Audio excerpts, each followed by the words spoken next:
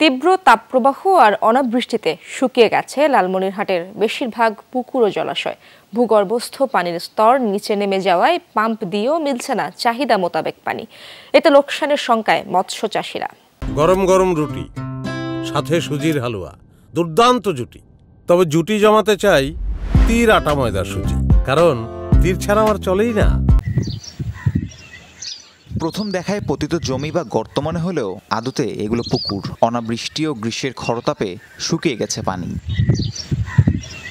Pump দিয়ে পানি তোলা হলেও ভূগর্ভস্থ পানির স্তর নিচে নেমে যাওয়ায় তা প্রয়োজনের তুলনায় অপ্রতুল। তীব্র তাপদাহে পানি গরম হয়ে যাওয়ায় মাছ চাষে নানা সমস্যার সম্মুখীন হতে হচ্ছে।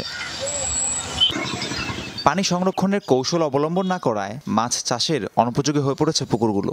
শুষ্ক জলাশয় পুকুর এখন যেন গোচারণ ভূমি। লোকসানের শঙ্কায় মৎস্য চাষিরা। যারা মৎস্য চাষ করে বর্তমান বৃষ্টি না থাকায় মাছ চাষ করা অনুপযোগী হয়ে পড়ে গেছে। বৈশাখ মাস কিন্তু পানি হবার লাগছে না, আমাদের মাছ চাষ তত উৎপাদন করা সম্ভব হচ্ছে না। আমরা মাছ চাষ করতে পারতেছি না, বৃষ্টির কারণে শ্যালো দিয়ে পানি দিচ্ছি, পানি থাকতেছে না।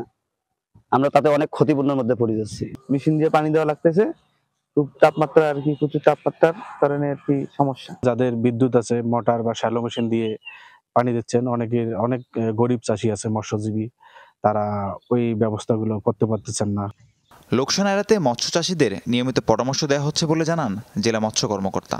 মাছ খাদ্য গ্রহণ কমাই দিতে পারে, এজন্য আমরা মাছ চাষিদেরকে মৎস্য অধিদপ্তর কর্তৃক সরবরাহকৃত লিফলেটের মাধ্যমে তাদের যে বলা হচ্ছে যে কি করতে হবে এই সময়।